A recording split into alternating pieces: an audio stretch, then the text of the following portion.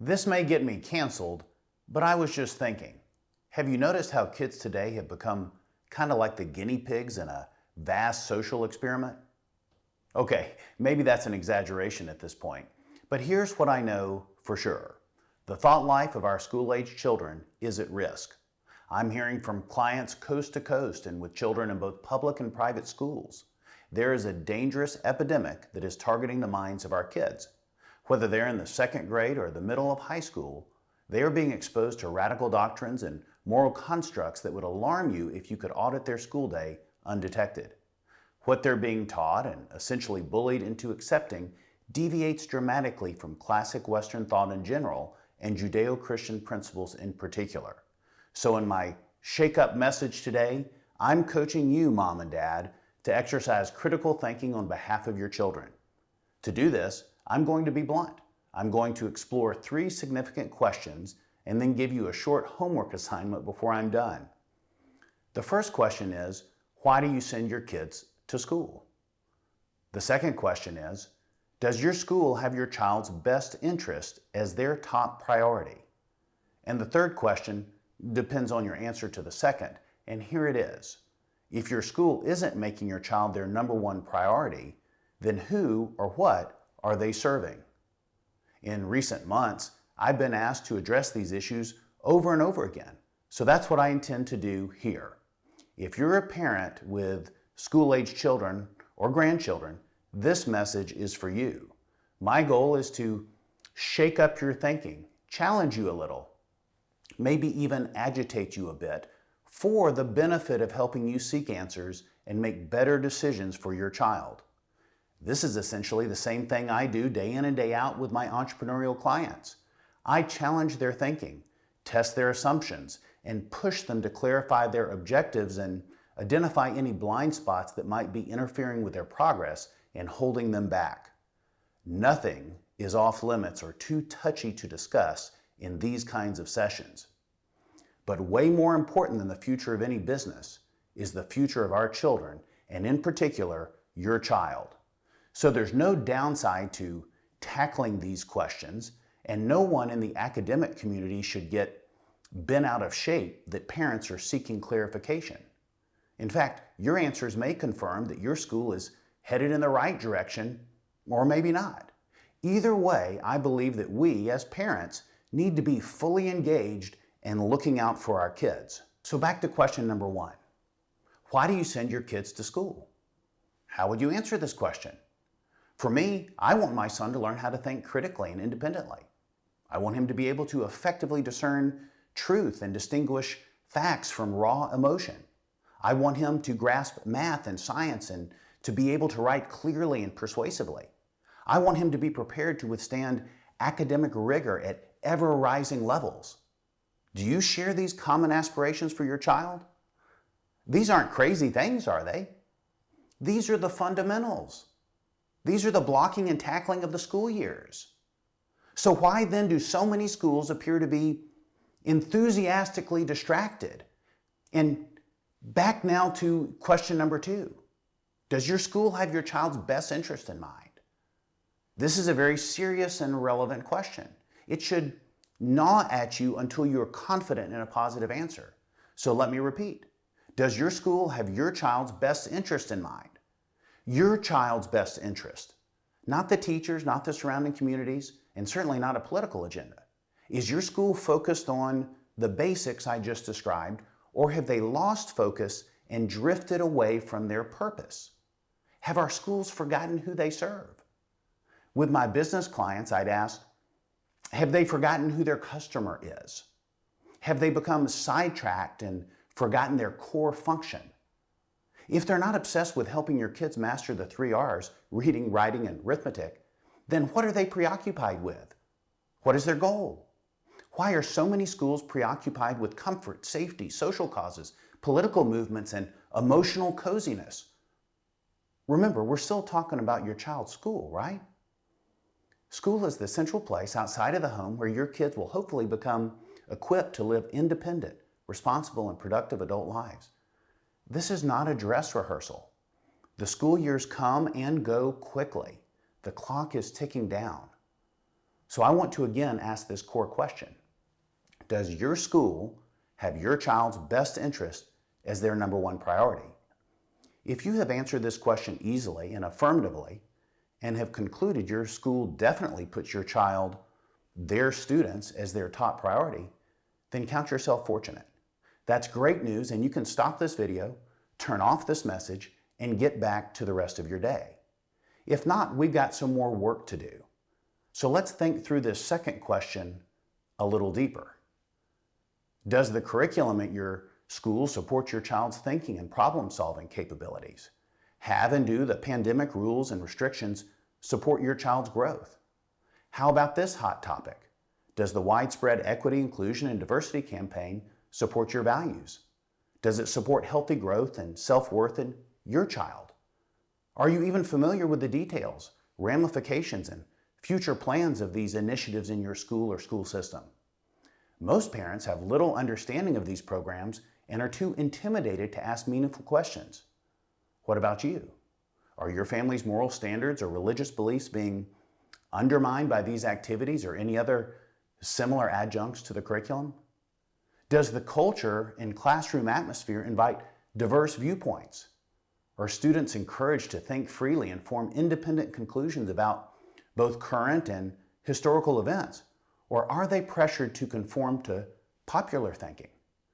Do the teachers routinely inject their political opinions into classroom subject matter?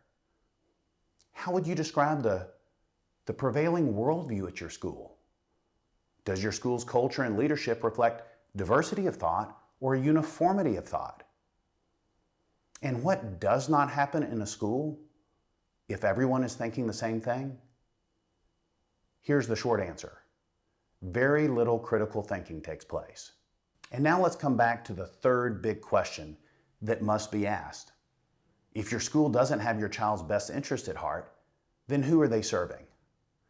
Yes, it's unfortunate that this kind of question needs to be asked, but that's where we are right now. Decisions are being made that affect your children. Decisions are being made that affect young children, your teenagers, even your rising seniors. Many of the decisions will have long-lasting consequences. Those of us who have children or grandchildren of school age need to clarify what is happening and get engaged and become part of the solution. I may not know you personally, but as parents, we need to be curious and exercise some critical thinking of our own. I don't know your particular situation. I don't even know your family values. You might be thrilled with what's happening in your school. We may not agree on the problem or the remedy, or even if there is a problem. But don't you agree that we need to be asking these kinds of questions on behalf of our kids? It may not be happening with your school, but right now across the country, there is a culture war in progress between traditional Judeo-Christian values and a very secular humanistic value system rooted in assorted theories, identities, and interest groups. There is a concerted effort to sow discord, disregard long-held principles, and disband time-honored traditions. And where might this lead us? Who knows? What will it mean to your child over the coming decade? I don't know. But make no mistake, your child is at ground zero in this culture war. Your children need you to step up and step out of your comfort zone and advocate for them. Across the nation, there are many teachers and school leaders who only want the best for your children, their students. They see each child as independent and unique. I'm hearing from these educators who are trapped in the middle. They don't want your child to be assigned to a favored or unfavored demographic group. They don't want them swept up in the current of academic theories and trendy, untested philosophies. They don't want a stark end to the classic liberal arts education. They don't want your child to be lost in a sea of sameness. But these teachers and school leaders feel outnumbered. They need your voice to be made loud and clear. They need the authority of strong and visible support from parents in order to resist the popular, politically correct trends and return to the time-tested schoolhouse basics. Be encouraged, though. The shift away from the fundamentals is not an organic grassroots movement. It is not too late. This can still be turned around. Well-meaning but deferential parents have inadvertently green-lighted these sweeping changes. Through dutiful passivity, nice, polite parents have unintentionally allowed this movement to be fueled with in-your-face aggressiveness and intimidation. Championed by just a few, it will affect the many, and that includes your kids. Think about it like this. You are a steward of your time, your talent, and your treasure. And the greatest treasure of all is your children. When you send them to school each morning, it's important that you have confidence in how they will be treated and what they will be taught and whether or not they will learn how to think for themselves or instead are told what to think. Whether your kids are in a public or a private school, you are a stakeholder in their education, and more importantly, you are a stakeholder in their future. So how do you determine whether or not your school is serving your kids or some other agenda? Well, the only way I know is to watch what they do.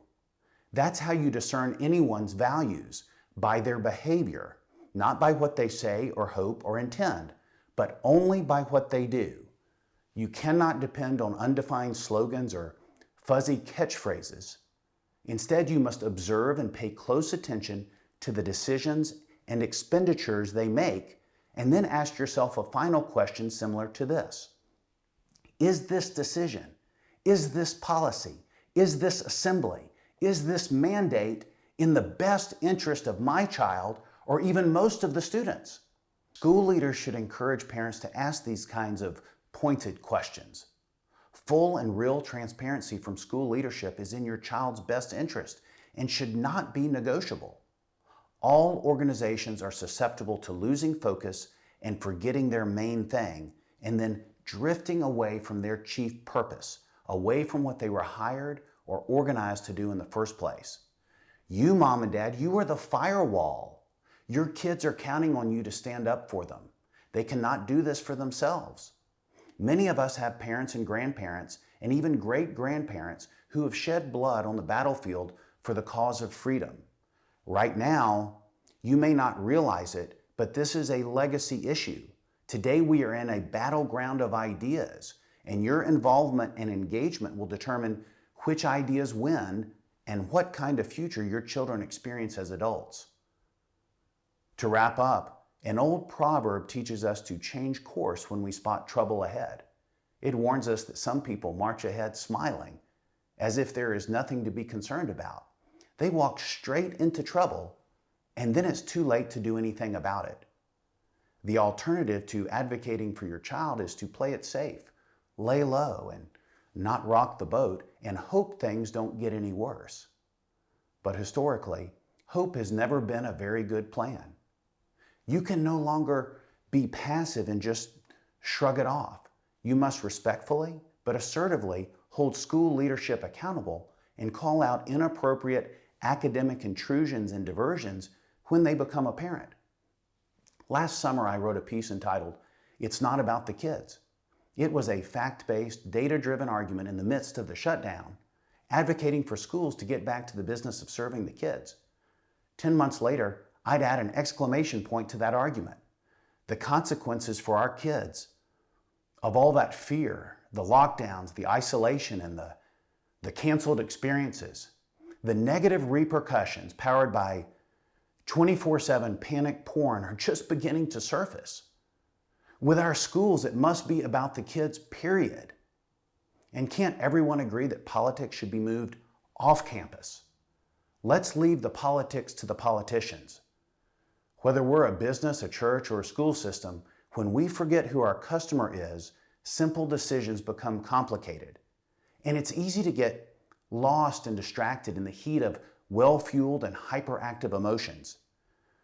But it just never ends well when we try to serve two masters. Remember, in this battle of ideas, your children are at ground zero. So this week, I have some homework for you. This week, ask your school who their customer is. Ask your school to clarify exactly who they are serving. This is Tommy Newberry, and I'm looking out for your kids.